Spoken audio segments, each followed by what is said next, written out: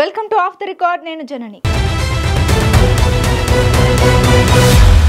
Bezawada mayor పీఠంపై TDP కన్నుపడింది. దీంతో వైసీపీ మేయర్ రాయన భాగ్యలక్ష్మి పదవికి గండం పొంచి ఉంది.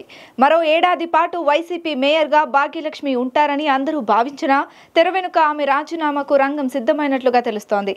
ఆంధ్రప్రదేశ్ రాజధాని అమరావతిలో ఇప్పటికే గుంటూరు మేయర్ పదవిలో ఉన్న వైసీపీ మేయర్తో రాజీనామా చేయించిన కూటమి ప్రభుత్వం నెక్స్ట్ టార్గెట్ విజయవాడ మేయర్ పైన పెట్టినట్లు తెలుస్తోంది.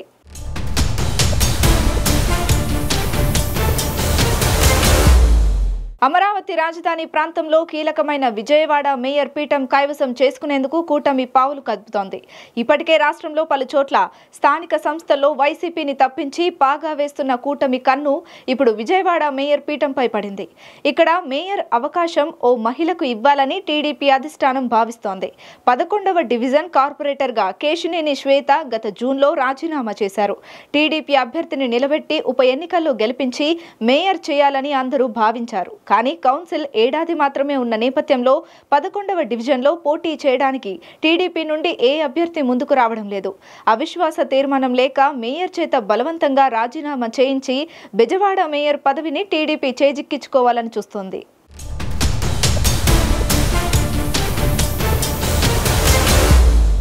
ఇక విజయవాడ కౌన్సిల్లో బలాబలాలు చూస్తే ఎన్నికలకు ముందు వైసీపీకి 49 మంది కార్పొరేటర్లు ఉన్నారు. ప్రస్తుతం అది కాస్త 38కి పడిపోయింది. వీరిలో మరో 10 మందికి పైగా కూటమి పార్టీల ప్రజా ప్రతినిధులతో మంతనాలు జరుపుతున్నట్టు తెలుస్తోంది. 64 మంది కార్పొరేటర్లున్న బెజవాడ కార్పొరేషన్ లో మేయర్ పీఠానికి 33 మంది సభ్యులు అవసరం. ప్రస్తుతం వైసీపీలో ఉన్న వారిలో 7గురు వెళ్లిపోతే మేయర్ కుర్చీ ఆ పార్టీకి దూరమైనట్టే.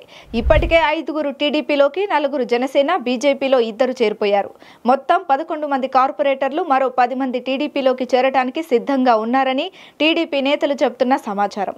64 మంది కార్పొరేటర్లలో కేవలం 15 మంది మాత్రమే టీడీపీకి ఉన్న బలం కాగా ఇప్పుడు ఆ సంఖ్య ప్రత్యక్షంగా 26. అయినా బయట నుండి వైసీపీ కార్పొరేటర్లు 10 మంది టీడీపీ ఎంపీ చిన్నితో టచ్ లో ఉన్నారని సమాచారం.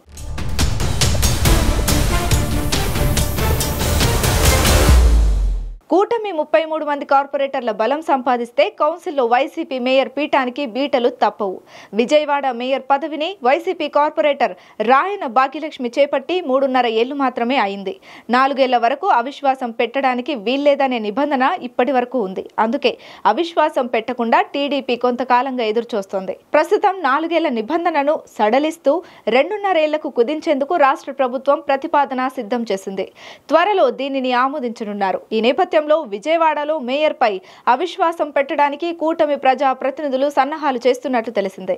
ఈ నెలాఖరులో నగరపాలక సంస్థలో జరిగిపోయే కౌన్సిల్ సమావేశం నాటికి మేయర్ పీఠానికి అవసరమైన కార్పొరేటర్ల బలాన్ని సిద్ధం చేసుకుని అవిశ్వాసం పెట్టే యోచనలో ఉన్నట్లు సమాచారం.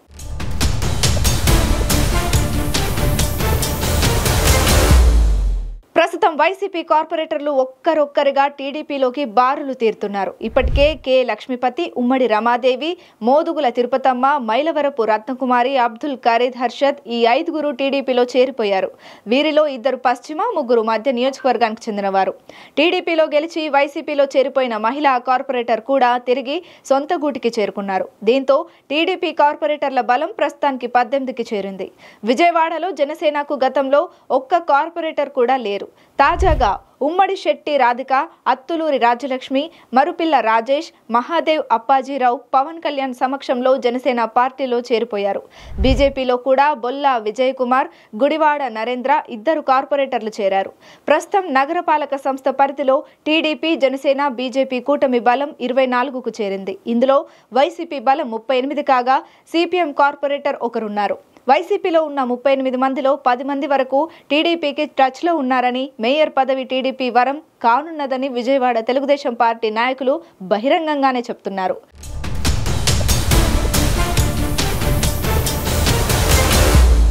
మేయర్ పీఠం వైసీపీకి చేజారిపోతే మాజీ మంత్రి వెల్లంపల్లి శ్రీనివాస్కు వైసీపీ అధినేతలతో కష్టాలు తప్పవంటున్నారు. మేయర్ పీఠం చేజారిపోతే మాజీ మంత్రి వెల్లంపల్లి శ్రీనివాసరావు కూడా పార్టీ మారతారని నగరంలో పెద్ద ఎత్తున ప్రచారం జరుగుతోంది. విజయవాడ వెస్ట్ బీజేపీ అభ్యర్థి శాసనసభ్యులు సుజనా చౌదరితో వెల్లంపల్లికి మంచి సంబంధాలు ఉన్నాయని, సెంట్రల్ నుండి గత ఎన్నికల్లో పోటీ చేసినప్పుడు బీజేపీ అభ్యర్థిగా విజయవాడ వెస్ట్ లో పోటీ చేస్తున్న సుజనా చౌదరికి వెల్లంపల్లి తెరచాటు మద్దతు ఇచ్చారని వైసీపీ నేతలు వైసీపీ అధిష్టానానికి ఫిర్యాదు చేశారు.